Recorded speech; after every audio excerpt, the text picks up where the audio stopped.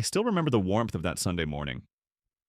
Megan sat beside me in church, her hands folded in prayer, looking like the perfect wife I had married 7 years ago. I watched her and felt grateful. Life was good. Then everything shattered. A woman charged down the aisle, grabbed Megan by the hair, and screamed one word that echoed through the sanctuary. Homewrecker. I thought she was just some crazy Karen who lost her mind. But when I looked at Megan, she was trembling. Why was she trembling? Before I share what happened next, let me know where you are watching from today. Drop your location in the comments. If this story touches you, please hit that like button and subscribe to the channel. What I discovered about my wife changed everything I believed about love and trust. Stay with me. The church erupted into chaos. Two deacons rushed forward and pulled the woman away from Megan. She was kicking and screaming, her face red with rage. She pointed at my wife and shouted words that made the elderly women in the front pews gasp. She called Megan a whore. She said Megan destroyed her family. She said Megan had been sleeping with her husband for years. I stood there frozen for maybe 3 seconds. Then my protective instincts kicked in. I wrapped my arm around Megan and guided her toward the exit. People were staring. Some were whispering. I could feel their eyes burning into our backs as we walked out. In the parking lot, Megan collapsed against our car, sobbing. Her whole body was shaking.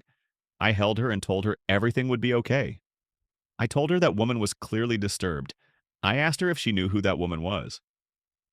Megan shook her head. She said she had never seen her before in her life. She said she had no idea why that woman attacked her. She looked me in the eyes and told me she was just as confused as I was. I believed her. Why would I not believe my wife of 7 years we had built a life together? We had shared dreams, made plans, weathered storms. She was my partner, my best friend, my everything. So when she said she did not know that woman, I took her word for it. I drove us home. Megan went straight to the bedroom and said she needed to lie down. I made her a cup of chamomile tea and brought it to her. She thanked me with a weak smile, but she would not meet my eyes. I kissed her forehead and told her to rest. I told her I would handle everything. That afternoon, I called Pastor Williams. I wanted to know who that woman was and why she would do something so outrageous. The pastor told me her name was Diane, and she was the wife of a man named Marcus. They attended a different church in our community, but Diane had been visiting our congregation recently. The pastor said Diane had been going through a difficult time. He said there were rumors her marriage was falling apart. I thanked him and hung up. Poor woman, I thought.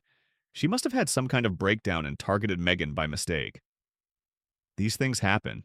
People snap under pressure. I felt sorry for her. That night, I woke up around 2 in the morning. The bed beside me was empty.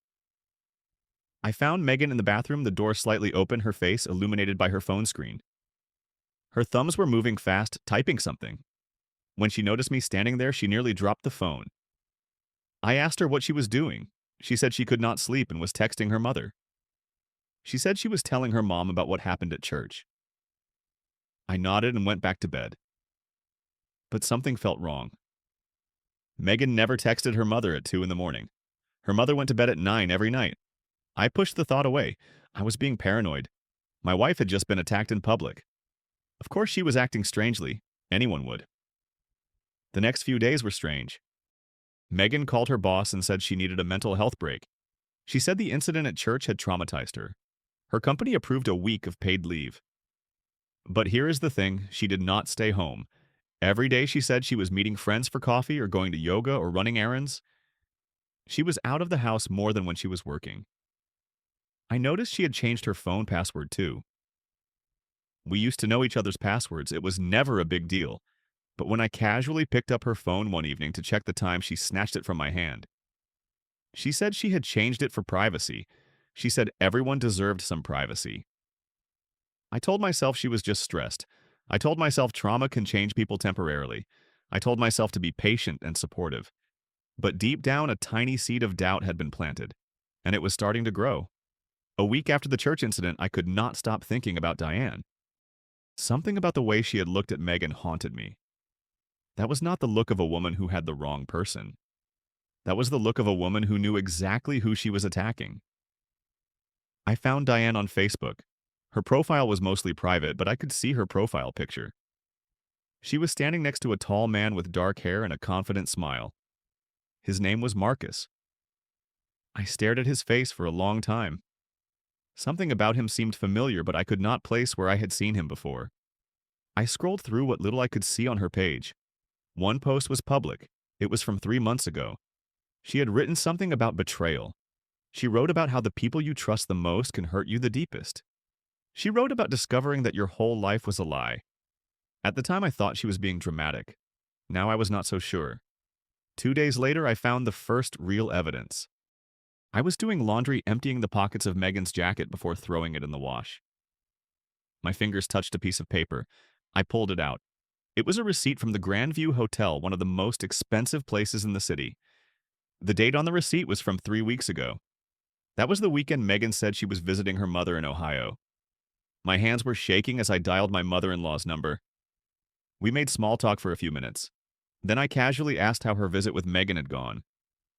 There was a pause on the other end of the line. She said she had not seen Megan in over 3 months. She asked if everything was all right. I lied and said I must have gotten the dates confused. I hung up and sat on the laundry room floor staring at that receipt. The Grandview Hotel. $347 for one night. My wife had lied to me. She had not been in Ohio. She had been at a luxury hotel with someone. I started digging. I accessed our joint credit card statements online. What I found made my stomach turn. There were charges at restaurants. I had never been to fancy places with French names and $100 entrees. The dates matched nights when Megan said she was working late. There were purchases at lingerie stores, items I had never seen her wear. There were gas station charges in parts of the city I had never visited, nowhere near her office or our home. Then it hit me. I remembered where I had seen Marcus before. It was at Megan's company holiday party 2 years ago. She had introduced him as a colleague from another department. They had chatted and laughed together, and I had thought nothing of it. He was charming and friendly. He shook my hand and complimented our marriage. I looked up Marcus on LinkedIn. My blood ran cold. He did not work at Megan's company. He had never worked there. His profile showed he was a senior manager at a completely different firm. Megan had lied about who he was from the very beginning. The pieces were falling into place, and the picture they formed was devastating. But I needed more. I needed proof that could not be denied or explained away. I remembered that Megan and I shared an iPad. We had set it up years ago for streaming movies and keeping family photos. I also remembered that her phone was synced to it. I found the iPad in our living room cabinet and opened it. Her location history was right there. For the next week, I watched. Every time Megan said she was going to the gym, her location showed her at an apartment complex on the other side of town. It was the same address every time. I wrote it down and waited for my moment. On a Thursday afternoon, I told Megan I was working late. Instead, I drove to that apartment complex. I parked across the street and waited. 20 minutes later, Megan's car pulled into the parking lot. She got out, checked her hair in the side mirror, and walked toward Building C. Then I saw it. A black BMW parked right in front of the building. I ran the plates later. The car belonged to Marcus. I sat in my car for 2 hours.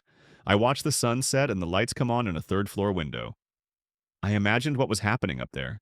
My wife with another man, in his apartment, doing things that should have been reserved for our marriage. I cried. I had not cried since my father's funeral 15 years ago. But sitting in that car watching my marriage crumble from across the street, I sobbed like a child. Everything I thought I knew was a lie. The woman I loved, the woman I trusted with my entire heart, had been betraying me for God knows how long. I did not confront her that night. Something inside me had shifted. The heartbroken husband was gone. In his place was someone calculating, someone determined to know the full truth before making any moves. For the next few days, I played the perfect husband. I smiled at Megan over breakfast. I kissed her goodbye when she left for her so-called errands. I told her I loved her, and the words tasted like ash in my mouth. But I needed her to feel safe. I needed her to be careless. One night, Megan fell asleep early. She had been texting someone before drifting off, and her phone was still in her hand. I waited until her breathing became deep and regular. Then I carefully slid the phone from her fingers. The password had been changed, but I had a guess. I typed in Marcus's birthday, a date I had found on his Facebook page. The phone unlocked. What I found destroyed whatever was left of my heart. There were hundreds of messages between them. The oldest ones were from 2 years ago, right after that holiday party. They started innocent enough, just friendly conversation. But within weeks, they had become something else entirely. The messages were explicit. There were photographs I wish I could unsee. But the words were worse than the pictures. Megan called Marcus her soulmate. She called him the love of her life. She said being with me was like living in a prison. She said I was boring, unambitious, and pathetic. She said she was only staying with me until the time was right to leave. They had a plan. Megan was going to file for divorce and take half of everything I had worked for. Then she would move in with Marcus. He promised he would leave Diane once the dust settled. They had been planning this for months, maybe years. I was not a husband to her. I was a stepping stone, an ATM with a ring on its finger. Something inside me went cold. The pain was still there, but it was buried now, frozen under a layer of ice. I did not want to cry anymore. I wanted justice. I wanted them to pay for what they had done. The next morning, I called a divorce attorney. His name was Robert Fitzgerald, and he came highly recommended. I told him everything. I showed him the evidence I had gathered. He listened without judgment and then laid out my options. He told me that in our state, proof of infidelity could significantly impact the division of assets. He said if I could document everything properly, I would have a strong case. He advised me to protect my finances immediately. He also told me something that gave me hope. He said cheaters almost always get sloppy. He said if I was patient, Megan would give me even more ammunition. I took his advice. I quietly opened a new bank account and began transferring my portion of our savings. I documented every lie Megan told me every time her location did not match her story. I built a case file that would bury her in court. But I was not done. I needed an ally, and I knew exactly who to call. I reached out to Diane through Facebook. I apologized for defending Megan at the church. I told her I finally understood why she had done what she did. I asked if we could meet. She agreed. We met at a coffee shop on the edge of town, somewhere neither of us would be recognized. When she sat down across from me, I could see the exhaustion in her eyes. She had been fighting this battle alone for 6 months. Diane told me everything. She had discovered the affair when she found a hotel receipt in Marcus's coat pocket, just like I had found one in Megan's jacket. She had confronted him, and he had denied it at first. But she had done her own investigation. She had found the texts, the photos, the lies. Marcus had promised to end it, but he never did. That day at the church, she had finally snapped. We shared evidence. Her files and mine painted a complete picture of betrayal. 2 years of lies, 2 families destroyed. And at the center of it all, Megan and Marcus thinking they were untouchable. Diane told me something else. Marcus had been secretly moving money into hidden accounts. He was preparing to divorce her without splitting their assets fairly. She had discovered this through a friend who worked at their bank. Marcus thought he was clever. He was not clever enough. We made a plan together. We would expose them at the same time in ways they could not escape or deny. We would burn their lives to the ground just like they had burned ours. I invited both our families to our house for dinner. I told Megan it was to announce that we were finally buying that bigger house we had always talked about. She was excited. She had no idea what was coming. The night arrived. Megan's parents were there. My mother and sister had driven in from out of state. Everyone was smiling, waiting for good news. Megan stood beside me, holding my hand, playing the role of loving wife. I walked to the television and connected my laptop. I told everyone I had prepared a little presentation. Megan laughed and told me I was being dramatic. She had no idea how right she was. Right. The first slide appeared on the screen. It was a screenshot of a text message between Megan and Marcus. The room went silent. I clicked to the next slide. A hotel receipt, then another. A photograph, then another. Message after message after message. Megan's face went white. She tried to speak, but no words came out. Her mother started crying. Her father stood up, looked at his daughter with disgust, and walked out without saying a word. My mother covered her mouth in shock. My sister just shook her head. I turned to Megan and handed her an envelope. Inside were the divorce papers I had prepared. I told her she had until Monday to sign them. Then I asked her to leave my house. She tried to explain. She said it was not what it looked like. She said Marcus had manipulated her. She said she still loved me. But her words meant nothing anymore. I had seen the truth in her own messages. She had called me boring. She had called me pathetic. She had planned to rob me blind. I told her to save her excuses for someone who still cared. Then I opened the front door and waited. She left. That same night, Diane executed her part of the plan.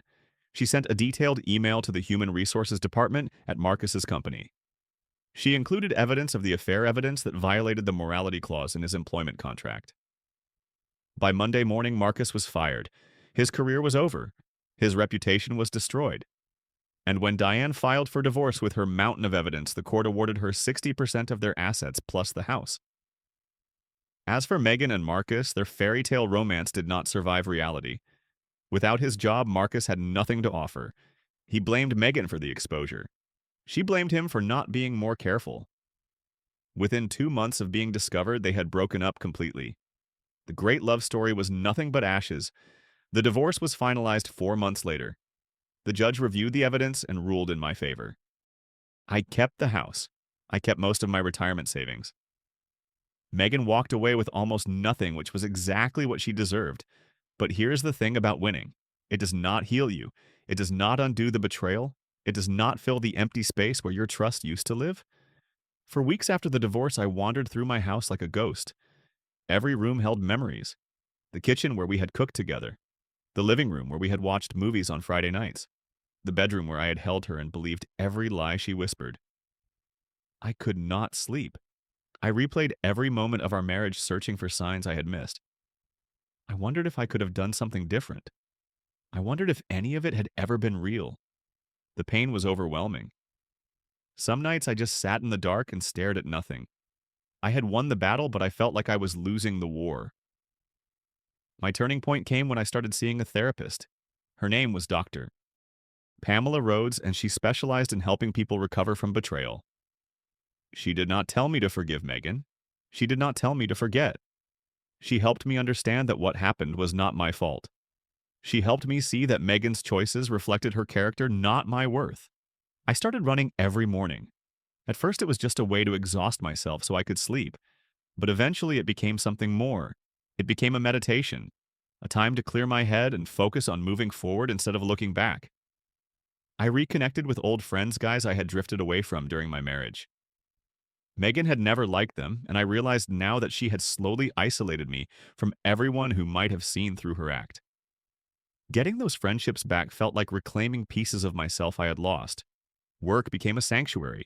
I threw myself into projects and earned a promotion within 6 months. My boss told me I had never been more focused. She did not know that focus was just another form of survival. Diane and I stayed in touch. We met for coffee once a month, two people who understood each other's pain in ways no one else could.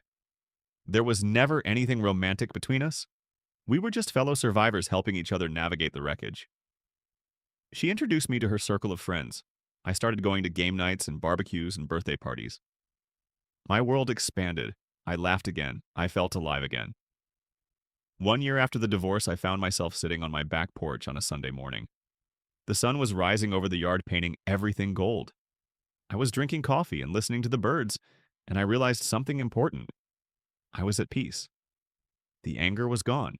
The bitterness had faded. I did not hate Megan anymore. I just felt nothing for her at all. She had become a stranger, someone I used to know, someone who no longer had any power over my happiness. I heard through mutual friends that she was struggling.